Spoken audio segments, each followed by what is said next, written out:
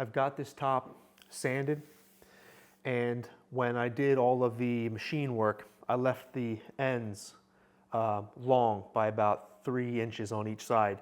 The planer was going to snipe the ends of the boards, so I wanted to be able to cut that away at the very least. But also I wanted to be able to trim it to length and scribe it to the walls in the house. This depth is exactly the depth that I want right now. So where I'm at now is I would like to make a template in the house, in the laundry room, and bring the template out, lay it on top here. And I'm going to do this in a very similar way to how they template granite countertops, or how they traditionally did. Now they've kind of moved to some digital methods oftentimes, but what I'm going to do is use this piece of plywood here, and I'm going to rip some strips and kind of glue them together.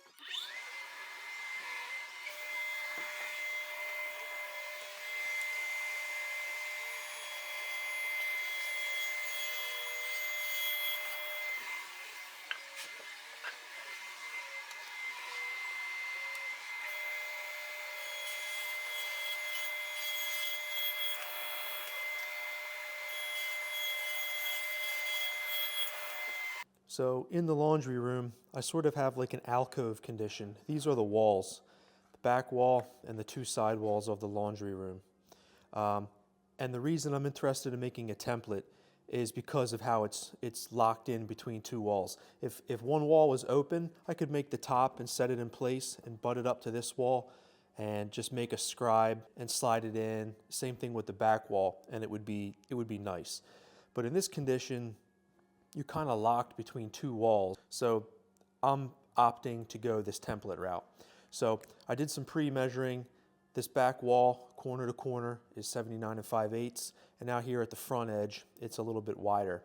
So I'm going to make one of these 4-inch strips across the back to this length, and I'm going to cut another one further across the front to this length. And I know my countertop is 31 1/4 inches deep.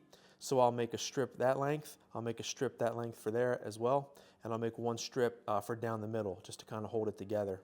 All right, this isn't super easy to get the camera in here, but hopefully you can see this decent enough. Here's one strip I have labeled back wall, so we're just going to put this back against the wall here, like that. Then I have the strip for the front, just laying across the front, and the strips for the side. I'm going to put these right against the wall, make all this line up. I'm going to move the camera and show you this strip along this wall, because this is where I knew I had a bow in the wall, and this was particularly where I was worried about getting a good scribe. So I'm going to put this against here, shift the camera down, and I'm going to show you how I'm going to make a little scribe line. And what I'm going to do to glue this is, you could either use hot glue. That's a very popular way to attach these together, with a hot glue gun. But I have Starbond's CA glue, which is like a crazy glue essentially, but it has this accelerator. And once you spray this accelerator, the glue hardens immediately. So it's kind of like an instant bond.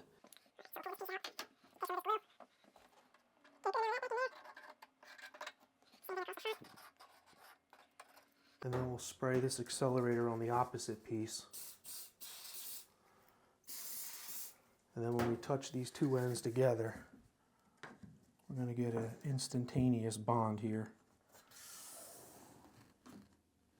You see the gap between the wall, touching in the front, touching in the back, and you have this gap.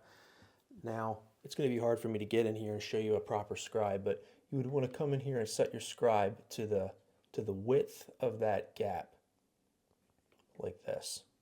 And then you're basically going to take it and ride along the wall. Follow the contour of the wall. Excuse my face if it's in the camera. But there, we got that scribe.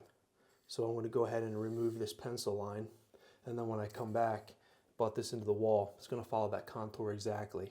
There's 101 ways that you could make those cuts.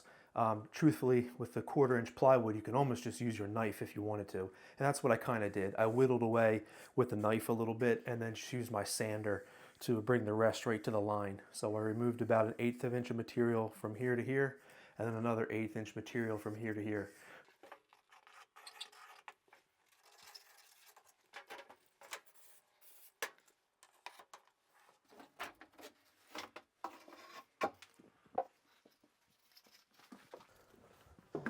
Yes, sir.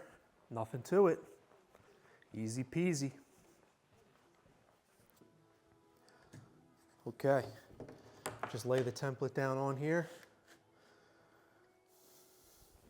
And you're gonna just want to obviously orient the template across the back or wherever your critical starting point is. And for me, it was the back side here. So you just make this nice and flush where it needs to be. And it's pretty obvious what you're gonna do here. Just take a pencil, trace your template to your material, and cut it. So you could use this templating method for lots of different applications. Obviously, for me, this is a countertop here. I've seen this used for shower bases. Make a template of your shower base, then go out somewhere else, lay out all your tile, and put the template over top of all of your tile. Trace the perimeter cuts, even locate your drain, cut out your tile, and then all that cutting work is done outside. You can just take it in and install. Large format tile, like big panels of tile on a shower wall, for instance. There's lots of different applications for this. That's going to be the end of this video, but if you want to follow along, there's going to be a number of videos in the coming days or week where I show how I made this top start to finish, how I put a finish on it and install it. Also in the laundry room, the cabinets that you might have seen in the video. I made that base cabinet. I'm going to make a wall cabinet that sits on top of this countertop yet. So there'll be a whole series on how I made everything in the laundry room. If you care to follow along, you can find me on YouTube.